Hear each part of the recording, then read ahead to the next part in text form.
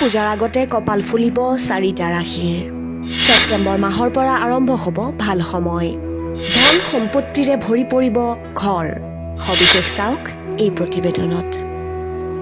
2024 চনৰ নৱম মাহ অৰ্থাৎ ছেপ্টেম্বৰ মাহত 4টা ৰাশিৰ গ্ৰহৰ বাবে সোণালী দিন হ'বলৈ গৈ আছে।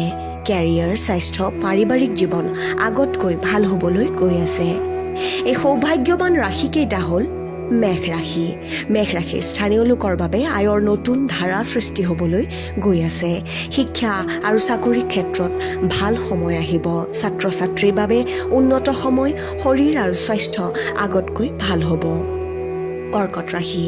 কৰ্কট ৰাশিৰ স্থানীয় লোকে চাকৰি আৰু ব্যৱসায়ত ভাল স্থান লাভ কৰিব পাৰিব। আত্মবিশ্বাস বৃদ্ধি পাব। মুঠতে ছেপ্টেম্বৰ মাহত এটা ভাল সময় অতিবাহিত কৰিব। জীৱনটো আগৰ তুলনাত ভাল হ'ব। আৰ্থিক অৱস্থা আগৰ তুলনাত ভাল হ'ব। চৌদিশে অনুকূল হ'ব। পুৰণি বিনিয়োগৰ পৰা লাভ পাব। বৃশ্চিক ৰাশি। বৃশ্চিক ৰাশিৰ স্থানীয় লোকসকলৰ বাবে আহি আছে ভাল সময়। বিবাহিত জীৱনত মধুৰ সম্পৰ্ক অটুট থাকিব।